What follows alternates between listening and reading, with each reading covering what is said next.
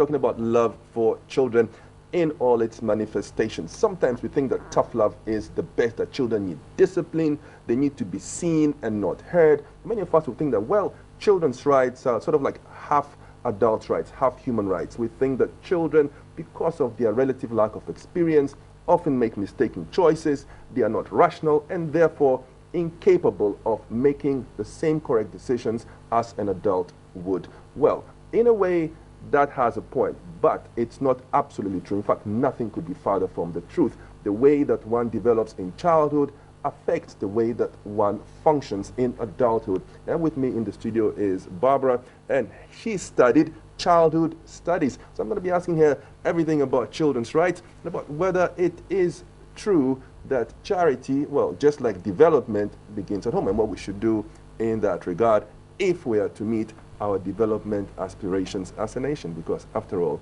a nation is made up of individuals who were all children at one time or the other. Good morning, welcome to Sunrise, Barbara. Good morning. How are you doing? Fine, thank you. I really enjoyed my conversation with Melissa the other day, and I almost confused you with her. I thought she was coming again. Michelle, pardon me, with Michelle. Now, you studied childhood studies. Yes. What are childhood studies? Childhood studies basically talks about the social phenomenon, childhood being a social phenomenon. That's understanding childhood as a social construct.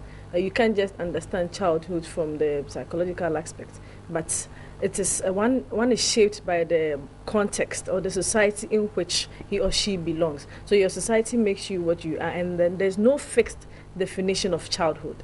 We don't have a particular one or universal definition, because it's culturally determined. From my home, the definition of a child or how I bring up my child is different from your home and even from other parts of the world. So there's no fixed definition of childhood. Okay, interesting. Now we call our governance, our political culture, a democratic, participatory democracy, a democratically participatory one. However, it does not seem to reflect very well on what happens in our homes. If you ask anyone in the home whether everyone has a vote and whether there's participatory democracy in your average Ghanaian household, you would find out very quickly that it's a dictatorship, or maybe it's a limited liability company. And you are thinking probably that it should not be so. Tell me why. It should not be so because from some time back it was the child is seen and not heard. But then as Ghana, we are legally binded by the UNCRC, that is the United Nations Convention on the Rights of the Child. And in that you find the participation right, that is Article 12, which states that state parties should ensure that children are accorded opinions and given opinions, and this should be viewed in accordance with their age and their maturity. They should be able to participate. They are legal right entities. They also hold rights as human beings. So they should be accorded the right to participate in any decision that affects them in the home. Okay, rights go with responsibilities, and responsibilities are often measured against returns. What are the returns for anyone who allows or encourages even their child to participate in decision-making at the domestic level from an early age? The child says, oh, I don't want to eat this, I want to eat that, or I don't want to wear this, I want to wear that, I don't want to go to school today, I want to sleep, and so on and so forth. Children often, have what we as adults might think, like unrational or fuzzy logic statements, thoughts and ideas. Most of the time, society says that children are incapable of forming their own views, but they are very capable in their own ways. They have so many languages of expressing themselves. For instance, my 1-year-old girl refuses to wear a particular shoe, and not knowing why she refuses to wear those shoes, I just sit down, think about it, and then later I realized that it was too tight for her. So that was her way of expressing herself. So when you allow a child to express his or herself in the home, the child becomes self-confident. In Ghana, for instance, we have this Famanyame syndrome. Everything Famanyame. Because before then, it was you are seen and not heard. We are not given the chance to express ourselves. And then if a child is not able to express themselves at that young age, you grow up and you lack confidence. You go to places, you have to have a say, but then you just keep quiet and take things as they are. So this really affects children. There's low self-esteem, lack of good communication skills and all that. Now, I would venture a guess that in your home, your children would be very, very, very happy because they'll thrive in a participatory democracy, a culture that builds up their confidence, and allows them to express themselves and be heard and be considered and be respected. But the reality is that we are still struggling even with gender parity, gender rights. Yeah. Children, are way on the back burner of importance if you take a casual look at, basically, human rights and social policy in Ghana. So that is why Institute is now in existence. Many people don't know about it. So how do you claim rights that you do not know about? How do you give your child participatory rights when you do not know about it? So we have the Institute of Human Rights and Social Policy, which has been founded to bring training to people, make them aware of that children are legal entities, to make them aware how, and this course goes for Sunday school teachers, caregivers, police officers, prison officers. We want to train them to be aware of this right that children have. So if you don't know, you can't enforce it to the children. Okay, now we deny children participation in a number of ways, and Samuel Autry is asking a specific question about what specific ways should or could a child be allowed to express his or herself. Just, going away from the generalities and coming down to easily applicable specifics. Most people would say, well, I don't think I should put decision making in the hands of the child.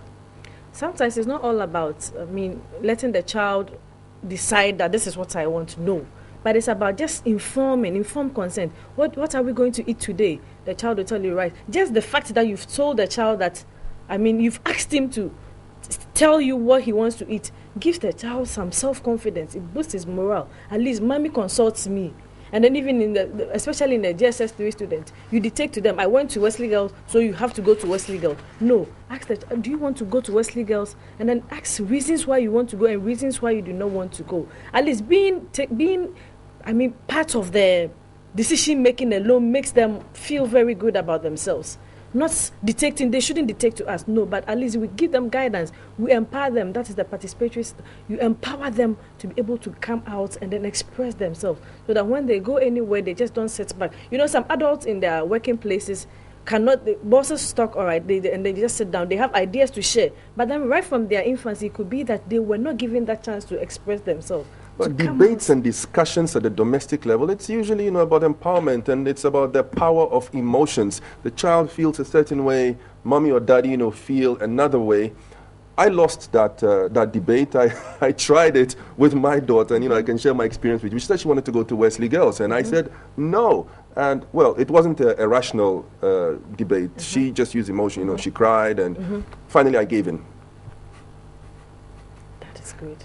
It's good. Wesley Girls is good. I was there and I... Oh, okay. Because you mentioned Wesley Girls, I thought that, you might be an alumna. You're an old Wege lady, okay? What was it? Follow the King and something. Live pure, speak true, right? Follow the King. Follow the King. There you go. Now, how democratic is that? Follow the King. If that's what we are taught in schools, and, that's what we practice at home, when we grow up, when it says participatory democracy, well, once every 4 years we go and, print a ballot box and that's it.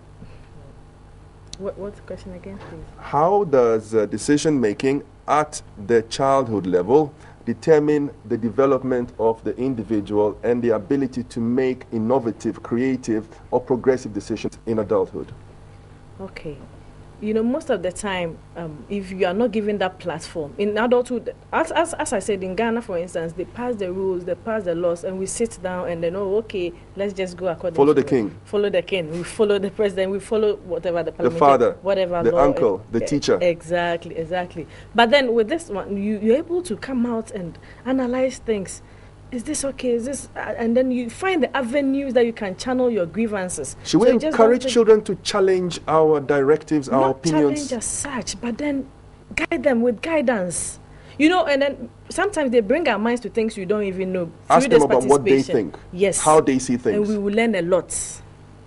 What have you learned? What have you learned? You studied childhood studies. What did you learn in the course of your studies? I learned that if we give children their opinion, the freedom to express their opinions, we also learn a lot through that. I first learned that periwinkle is a flower from a child. He came to ask me, do you know what periwinkle is? I said, no. He said, oh, you don't know? It's a flower. Because if I had pushed that child away, go, don't ask me questions, I'm very old, why are you asking me questions? I wouldn't have known. So when we give them the right to participate, to share their views, freely articulate their views, we also learn a lot from them. We'll know things about children's perspectives, how they live their lives and how they go about their daily duties. So they need a chance to also Okay, speak. Samuel Ochi agrees with me. Bolton says, yes, it is difficult for most men in Ghana to even allow their wives to have a say in family matters. How much more children? And Anao Benjamin chips in with something that I personally disagree with. I disagree with you, Anao Benjamin, and I'll state this before I read your post out. You write that is it good to train your child with the cane if he proves stubborn? My answer would be a definite no. What would yours be? A definite no. A definite no. Yeah. Why? Because it's not all about the cane. Why did the person, what we are concerned about, why did that child commit that act? Find out whatever act it is. The root and then cause. you can, yes.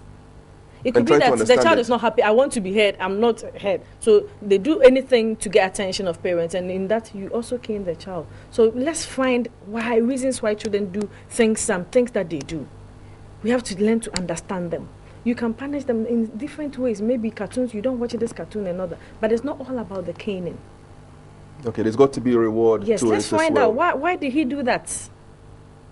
Let's give them a voice. That is all we are Okay. talking Nana about. Jerry, Nana so blessed that Jerry agrees with you. He says, you know, of course you're right, Barbara. Our children must have their rights and freedom, but I wonder if they actually do and to what measure. And Jemfi Boateng Japan wants to say good morning to his sweetheart Getty and to tell her that he wishes her all the best of luck in her new environment. Now, this environment that you are suggesting of, you know, participatory democracy, encouraging a child to express themselves and actually listening to them and putting yourself in their shoes, it is very, very, very new. Is it practiced at all anywhere in Ghana to the best of your knowledge, other than perhaps in your home? It's not in my home alone. We are trying to bring it to the awareness of the public. That is why I said earlier, that is why we have the institute to make teachers aware. Our teachers don't even know about it. Many people don't. There are so many rules and regulations, so many things that we are denying children without even know. We don't know about it right from the basis. So it's not only in my environment. Okay, in our schools we have the social studies with responsibilities as you have to obey your parents and all that. So I mean, we are trying to now advocate for it. Make it involve it in our curriculum in schools and all other places. Okay, now there's a question that Fred Kofi Asari posted, which I'm sure we can address next time you come, and I hope you'll bring your colleague along with you. Michelle, how do you convince a child that a specific reason or choice is not right? Now that could be a very lengthy argument. I mean, how to convince a child to do something that, you know, you believe is not right, that they believe is absolutely the best.